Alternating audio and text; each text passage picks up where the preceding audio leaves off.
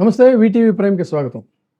కూటమి ప్రభుత్వం పూర్తిగా ఫెయిల్ అయిందని వైఎస్ఆర్సీపీ సీనియర్ నాయకులు బొత్స సత్యనారాయణ గారు మొత్తం ఏ అంశాల్లో 14 నెలల కాలంలో కూటమి ప్రభుత్వం ఎంతగా ఫెయిల్ అయింది, అసలు లా అండ్ ఆర్డర్ అనేటువంటిది లేకుండా పోయింది, కనీసం ఇస్తామన్నటువంటి హామీలను ఇవ్వకపోగా పూర్తిగా పరిపాలన గాలికి వదిలేశారని చెప్పని ఆయన కొంచెం టోన్ పెంచి ఒక నిరసన స్వరంతో ఆయన ప్రెస్ మీట్లో మాట్లాడినటువంటి అంశాలు చూస్తే ప్రతి అంశాన్ని కూడా 14 నెలల కాలంలో ఒకవైపు పసిపిల్లల మీద అత్యాచారాల దగ్గర నుంచి, ఎమ్మెల్యేల అరాచకాల నుంచి, ఎమ్మెల్యేల మంత్రుల అక్రమాల దగ్గర నుంచి, తర్వాత పెన్షన్ల వ్యవహారం గురించి, ఇలా ఒకటి కాదు అన్నీ కూడా పూర్తిగా ఏకరువు పెట్టారు. ఏకరువు పెట్టి పైగా ఆయన ఒక సవాలు కూడా విసిరాడు. పోల్చుకొని చూసుకోండి, ఈ 14 నెలల కాలంలో పరిపాలన ఎలా సాగింది, గతంలో మా ప్రభుత్వం పరిపాలన ఎలా సాగిందని. మరి గత ప్రభుత్వంలో పూర్తిగా ఒక సైకో పాలన అని సైకో సైకో సైకో అని చెప్పని కాకిలాగా కేకలేసి కూతలు కూసినటువంటి మీడియా ఇప్పుడు జరుగుతున్నటువంటి అరాచకాల మీద, అక్రమాల మీద ఆ మీడియా మాత్రం పైకి మాట్లాడడం లేదు. అయితే ఇదే విషయాన్ని కూడా బొత్స సత్యనారాయణ గారు చెప్తూ, కేవలం వాళ్ళకు అనుకూల మీడియా తప్ప మిగతా దీంట్లో ఎందులో చూసినా తెల్లారి లేచిన దగ్గర నుంచి ఇవే వార్తలు, అరాచకాలు, అత్యాచారాలు, అక్రమాలు వీటి మీదని. ఇది ఇలా ఉంటే జగన్మోహన్ రెడ్డి గారు సైతం తన ట్విట్టర్లో ఒక ఆసక్తికరమైనటువంటి ట్వీట్, అది కూడా నేషనల్ మీడియాకి ఆయన లింకప్ చేస్తూ మొత్తం ఇటీవల తాజాగా వరుస సంఘటనలు ఏ విధంగా జరిగాయి అని, ఒక ఎమ్మెల్యేనేమో సాక్షాత్తు వాళ్ళకి సంబంధించినటువంటి ఒక ప్రముఖ నటుడు అయినటువంటి జూనియర్ ఎన్టీఆర్ మీద, ఆయన తల్లిగారి మీద అవాకులు చెవాకులు పేలుతాడు. ఇంకొక ఎమ్మెల్యేనేమో పవిత్ర పుణ్యక్షేత్రంలో, శైవక్షేత్రంలో తెగబడి మరి ఆ గెస్ట్ హౌస్లో ఉండి తాగి తందనాలాడి సాక్షాత్ అటవీ సిబ్బంది మీదే దాడి చేస్తాడు. ఇంకొక ఎమ్మెల్యేనేమో మహిళకి అసభ్యకరమైనటువంటి సైగలు చేస్తూ ఉంటాడు. మరొక ఎమ్మెల్యేని చూసుకున్నట్టయితే ప్రిన్సిపాల్ని బెదిరించి ఆత్మహత్యకు దారితీసే పరిస్థితుల్లో ఎదురు బుకాయిస్తాడు. తను చాలా చిత్తశుద్ధి ఉన్నటువంటి వాడిని, నిజాయితీపరుణ్ణని, కావాలని చెప్పని చేస్తున్నారని చెప్పని వాళ్ళ మీద అక్కడతో చేసిన పనికి సిగ్గుపడక ఎదురుదాడికి సిద్ధపడేటువంటి పరిస్థితి. ఇక అతని కంటే గనుడు ఆ ఆచంట మల్లన్న అన్నట్టుగా, అతని కంటే గనుడు ఆ అచ్చెన్నాయుడు అన్నట్టుగా మొత్తం అధికారుల మీద అడ్డగోలుగా సంపాదించడానికి ఒత్తిడి తీసుకొచ్చి చేయటం, అది సాధ్యం కాకపోయినట్టయితే ఆయన అలాంటి పనులు చేయనంటే వాళ్ళని తప్పించి పెద్ద ఎత్తున అవినీతి కుంభకోణానికి తెరలేపిన సంఘటన బయటకు వస్తే దాని మీద అసలు ఏమాత్రం కిమ్ అనేటువంటి పరిస్థితి కానీ, ఒక ఖండన కానీ, అలాంటిది ఏమీ జరగలేదని కానీ ఆ పార్టీ నుంచి ఎంతవరకు కూడా వినిపించినటువంటి పరిస్థితి. సో ఇలాంటి అనేక అంశాల మీద కూడా జగన్మోహన్ రెడ్డి గారు తన ట్విట్టర్లో ట్వీట్ చేసిన పరిస్థితి.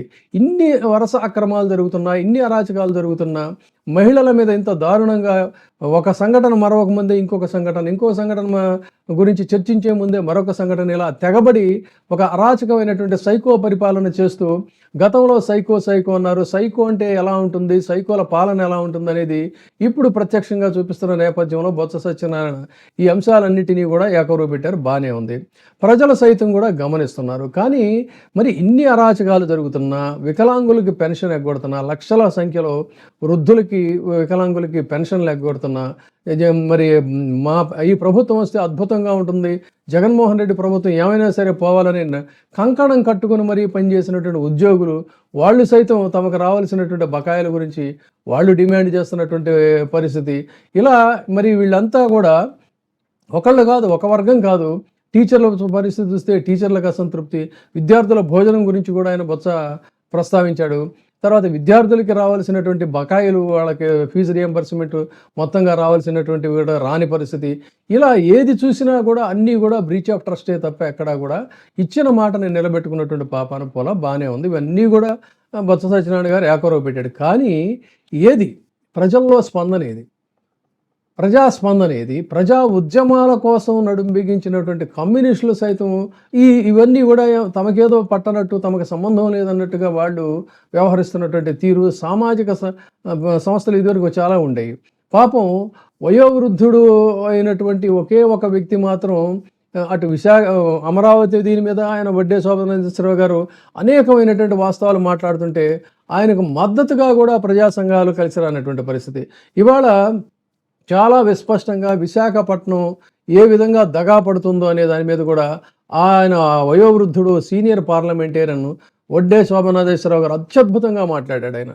ఆయనకు కూడా కనీసం బాసటగా నిలిచి కలిసి వచ్చేటువంటి ప్రజా సంఘాలు కానీ కమ్యూనిస్టు సంఘాలు కానీ ఏమీ లేకపోవటం, ఇదే పరిస్థితులు తెలంగాణలో ఉంటే ఏ మాటగా మాట ఏంటంటే తెలంగాణ మరి రజాకారుల పోరాటం నుంచి వచ్చినటువంటి స్ఫూర్తి మరొకటో తెలియదు, కానీ అక్కడ ఒక ప్రజా స్పందన ప్రజా చైతన్యం అనేది ఉంటుంది ప్రతి అంశం మీద. కానీ ఇక్కడ మాత్రం అలాంటిది ఏమీ ఉండదు. ఏదైనా సినిమాలు రిలీజ్ అవ్వకపోతేనో లేకపోతే రాజకీయాల ముసుగులో ఉన్నటువంటి వాళ్ళు సైతం ఫ్లెక్సీలు బ్యానర్లు పెట్టుకుని ఫలానా సినిమాని ఆడించండి అని జై కొడుతూ వీధుల్లోకి వస్తారు తప్ప, అదే విశాఖపట్నంలో అంత కళ్ళ ముందు అక్రమాలు జరుగుతుంటే వాటి గురించి నినదించేటువంటి పరిస్థితి మాత్రం లేదు. ఇది ఆంధ్రప్రదేశ్ యొక్క పరిస్థితి, అక్కడ ఉన్నటువంటి సామాజిక చైతన్యం. ఇలా సామాజిక చైతన్యం లేనంత వరకు ఈ అన్యాయాల మీద వాటి మీద వైసీపీ ఎంత గొంతెత్తి ఎలిగెత్తినా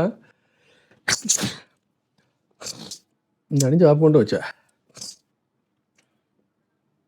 ఇలా జరుగుతున్నటువంటి అరాచకాల మీద అక్రమాల మీద తామకు మాత్రమే బాధ్యత ఉందా అన్నట్టుగా, లేకపోతే వాళ్ళు చూసుకుంటారులే వైసీపీ వాళ్ళు అన్నట్టుగా ఒకవైపు ప్రజలు జరుగుతున్నటువంటి తంతు చూస్తా కూడా మెన్నకుండినటువంటి పరిస్థితుల్లో ఎంత గొంతెత్తి అరిస్తే మాత్రం ఏం ఉపయోగం?